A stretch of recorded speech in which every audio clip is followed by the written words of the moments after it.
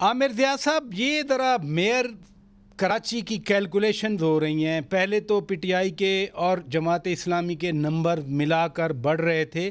अब ये जो सामने एक फैक्ट आया कि नहीं, अब पीटीआई के लोग, पीटीआई के यूसी चेयरमैन जो हैं वो वोट डालने ही नहीं जाएंगे। पता नहीं 15 को जाते हैं या नहीं जाते, लेकिन अभी तक की जो ताज़ा तरीन सूरत हाल है, तो ये खेल आपको बड़ा दिलचस्प लग रहा है? क्या लग रहा है, वाकई अब हाफिज़ नईमुर रहमान साहब बन जाएंगे या मुर्तज़ा वहाब साहब मेयर बनेंगे? आप क्या देख रहे हैं कराची में बैठ के?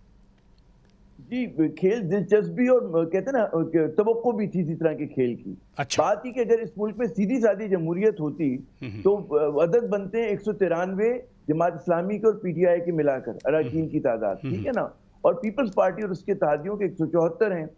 अब क्योंकि मतलब इस शहर में जियाला मेयर आना है तो उसके लिए फैसला ये किया गया कि जनाब किसी तरह से चीजों को मैनिपुलेट किया जाए, जो हमारी जमहूरियत में अक्सर बेशतर होता है। अच्छा, अब दो सूरतें थी उसकी। एक तो ये कि उस दिन जैसा कि आप फरमा रहे हैं कि बहुत सारे लोग जो हैं पीटीआई के वोट डालने ना आए, जमात इस्लामी के वोट डालने ना आए, तो फिर इनको पीपल्स पार्टी को मेजोरिटी हासिल हो सकती है। दूसरी सूरत ये हो सकती है कि एक फॉरवर्ड ब्लॉक बने, या तो जमात इस्लामी में फॉरवर्ड ब्लॉक बने या पीटीआई में बने। पीटीआई में ज्यादा इम्कान है क्योंकि पीटीआई के मेंबरान की तादाद गालिबन 63 है, 63 है। तो उनको अगर 32 अरकान हो तो एक फॉरवर्ड ब्लॉक बन सकता है, और बिना इस खौफ के कि उनको डी सीट कर दिया जाएगा, वो जिसको चाहे वोट डाल दें, ठीक है ना।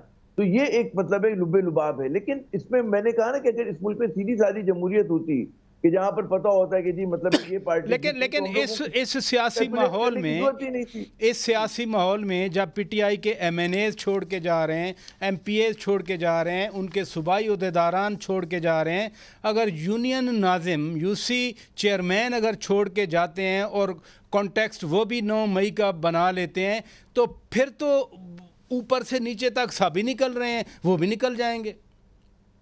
नहीं देखिए, जवाब कुछ भी हो, मतलब है कि वो कहते हैं ना गौ माता को हलाल करने की कोई भी वजह आप सोच लें।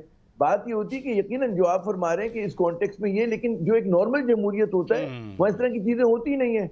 वहां इस तरह होता ही नहीं किसी नॉर्मल जमहूरियत में कि आप जाके मिलिट्री इंस्टॉलेशन पे चढ़ दौड़े, या उसके बाद जो है पार्टी इस तरह से क्रैक होने लगे, एकदम कहते हैं ना कि ताश के पत्तों की तरह गिरने लगे। तो जो आप तनाजुर की बात कर रहे हैं वो बिल्कुल दुरुस्त है, लेकिन मेरा अर्थ ये करना है कि अगर एक बिल्कुल सीधी जमहूरियत होती है ना कि भाई 1 + 1 = 2, लेकिन हमारे यहाँ वो 2 और 2 5 कर देते हैं, 2 और 2 3 कर देते हैं, ठीक है ना। तो ये बड़ी दिलचस्प पॉलिटिक्स है ना, क्योंकि पॉलिटिक्स है। आखिरी जुमला में ये कहूंगा, देखिए दोनों जो कैंडिडेट्स हैं, हाफिज नईमुर रहमान भी मैं कहता हूँ बड़े आतिश ज़ेर पा, बड़े डायनामिक किस्म के शख्सियत हैं। उसी तरह बैरिस्टर मुस्तफा वहाब जो हैं, मुर्तज़ा वहाब साहब, वो भी बड़े पढ़े लिखे हैं, बैकग्राउंड है, बड़े फाल शख्स हैं। अच्छा ये होता है कि बिना तनाज़े के कराची का मेयर आता तो उस पर अंगुश नुमाई की कोई वजह ना बनती। अब मुर्तज़ा वहाब साहब का एक कैरियर है, बनेगा, यंग आदमी है, आगे और भी बेशुमार उनको ओहदों पे जाना है, इलेक्शन लड़ने हैं। तो अगर ये मुतनाज़ा होकर आते हैं तो ये मेरे लिए, मुझे जैसे शख्स के लिए एक बड़ी वो वाली बात होगी। लेकिन जैसा आप कहते हैं हमारी सियासत में सब चलता है, सब चलता है। इधर रुकिएगा प्लीज। ऐसा होता कि वो एक सीधी मेजॉरिटी के साथ जीतते और जो भी खैर politics is never a straight line, politics is never a straight line.